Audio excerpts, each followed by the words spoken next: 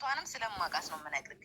36 ከትምህርት ቤት በነፃ ወስጃችሁ ትከፍላላችሁ ብሎ 36 ወጣት ልጆችን ማለት ነው ከትምህርት ቤት ሸዋ ላይ። ምክንያቱም እሱ የሚኖረው ይመች የሚባለው ደላላ የሚኖረው ሸዋሮቢት አካባቢ ነው።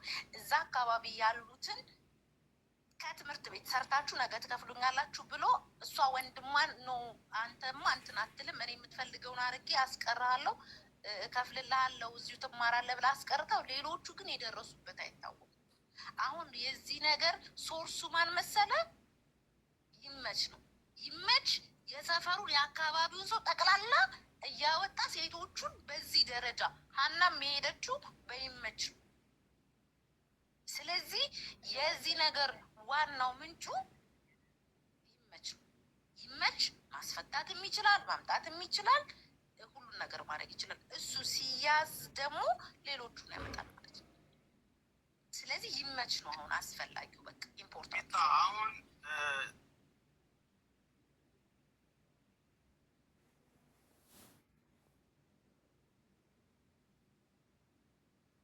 ተጠርጣሪ ታርጌት የሆኑ ሰዎችን እኮ እንዲመለየቱ ጥሩ ነው እኮ። ይመችን እኮ ይሄው 4 ቀንና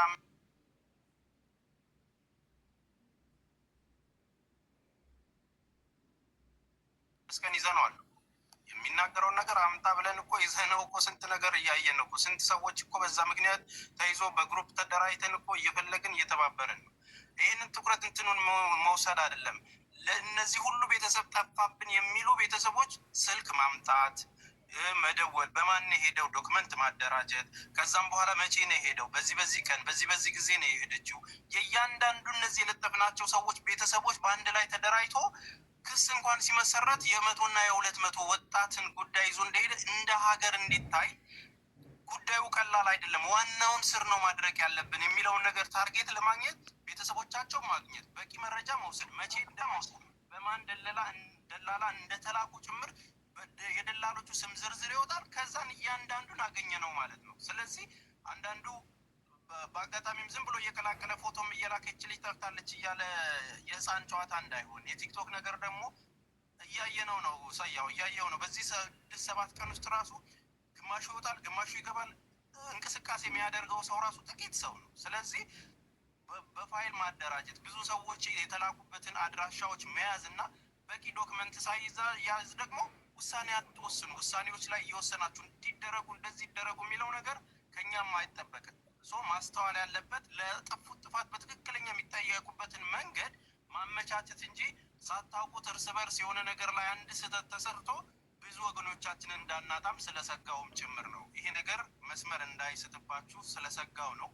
ከዛ ውጭ ግን ያደረጉት ነገር ዝም የሚባል አይደለም። ስንጠይቅ ስለ አንድ አይደለም። እዛ በረሃ ውስጥ ስለወደቁት አጽማቸው እንደቀላል በየቀኑ የተለያየ አጽሞች የሚመጡበት የነዛ ሁሉ ወገኖችንም ችግር ነውና ይሄ ዘር ቀለም አይናማ ነው ሳንለይ እየሄድን ያለንበት ነገር በቃ ትክክለኞቹን ሰዎች በመያዝ እና በማጋለጥ ውስጥ ፋይል ይደራጅ ብዬ ነው። አመሰግናለሁ።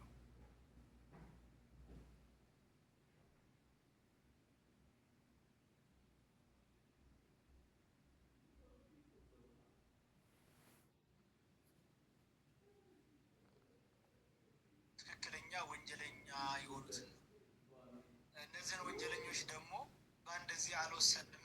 ምክንያቱም 7 ቀናችን ነው፣ 6 ቀናችን ዛሬ። ይሄ ምን ማለት ነው?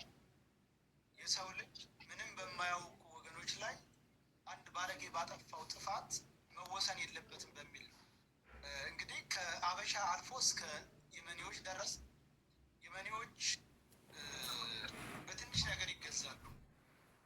ማታ ተስማማን ሊያቀርቡ፣ ቀን ላይ ግን በቃ ጥሩ ሰውን ማለት ጀመሩ ሰውየው። ስለዚህ እዛ ድረስ ሄደን መፍትሄ ስናጣ በቃ የመጨረሻ ውሳኔ ያልነው ነው። ይሄም ደግሞ የልጅትን ህይወት ለመታደግ ነው። እንደውም ቆይተናል፣ ውሳኔ ላይ ነው የምለው ወንድሜ።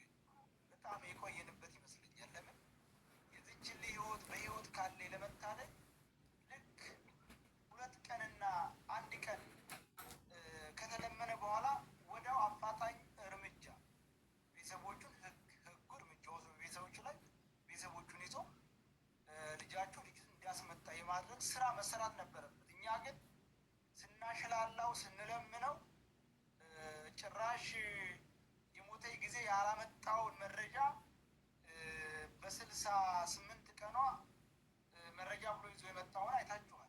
ይሄ ማለት ያ በትዕግስት በጣም በሚዛናዊ ሌላ ነገር ላለመፈጸም ወይንም ደግሞ የሆነ እንዳልከው ቅድም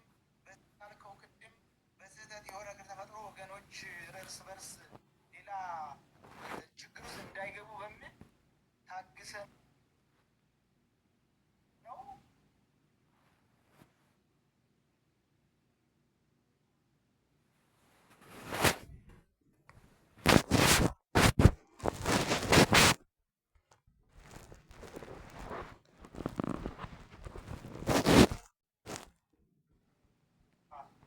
ችግር ውስጥ እንዳይገቡ በሚል ታግሰ ነው። የዛሬ 7 ቀን መጨረሻ ያመጡትን አይተሃል። በ50,000 ሰው ፊት የ2 ዓመትና የ3 ዓመት የበሰበሰ አስክሬን የጭንቅላት አጥንት ይዘው መጥተው ይችናት አሉ። እና ከዚህ በላይ መታገስ አለ እንዴ? ከዚህ በላይ ምን? በጣም ቆይተናል፣ በጣም ዘግይተናል። እቺ ልጅ የዛ ሁለት ዓመት ለግባ በሁለተኛው ቀን እዛ ይመች ቤተሰቦች በህግ ቁጥጥር ስር ውለው ለቤተሰቦቹ ሲል ገባበት ገብቶ የበሰበሰ አጥንት ሳይሆን እሷን በህይወት ያመጣ ነበር ብዬ አምናለሁ። እና እኛ አልቸኮልንም። ይሄ ሶሻል ሚዲያ ላይ የሶሻል ሚዲያ ባህሪ እኔ ብዙ ፎቶዎች የተላኩልኝ አሁን እንዲለጠፉ አላደረግኩም። ለምን? አንዳንዱ እንደ ቀልድ አያውቅም፣ እንደ ቀልድ መስሎት ይለጥፉ ይላል። አንዳንዱ ደግሞ የግል ጥላቻ ያለው ያንን ሰውዬ የሆነ ለማጠልሸት የሚሞክር አካል አለ። ይሄ የግል ጥላቻ ስላለ ብዙ ፎቶዎች ናቸው በዚህ በእኔ የተላኩት፣ ግን እንዲፖሰቱም አላደረግም። ማለት ቅድም እንዳልከው ዝም ብለው እንደ ቀልድ የፖሰቱት በኋላ ነገር ስለሚያመጣ በኋላ ሊጠፋ አይችልም፣ ሪካርድ ይደረጋል። እና የወሰንነው ውሳኔ ደግሞ አሁን ቢሆን እኛ የወሰንነው ጉዳዩን የሚከታተለው መኩ ነው አሉ። መኩ ለህግ ባለሙያ የይመች ቤተሰቦች በቁጥጥር ስር የሚውሉበትንና ልጃቸውን ተጠያቂ የሚያደርጉበትን መንገድ እንዲያመቻቹ እንጂ ሌላ ነገር እርምጃ ሲባል አንዳንዱ ወይንም የሆነ መጥፎ ነገር ይመስላቸዋል። እንደዛ አይደለም። ህግ የዚህን የወንበዴ የዚህን የመጥፎ ሰዎች ቤተሰብ ይዞ ያፈራው መሬት ያለው እንዲወረስ ይደረጋል። እምቢ ካለ ቤተሰቦቹ ግዴታ አይደለም እና እንደዛ ነው የምለው። ወንድም አለም ሰያ ወንድሜ፣ አይ አሪፍ ነው እኮ። አሁን ለምሳሌ ይሄ ወንድማችን እንደዛ ደላላው ማለት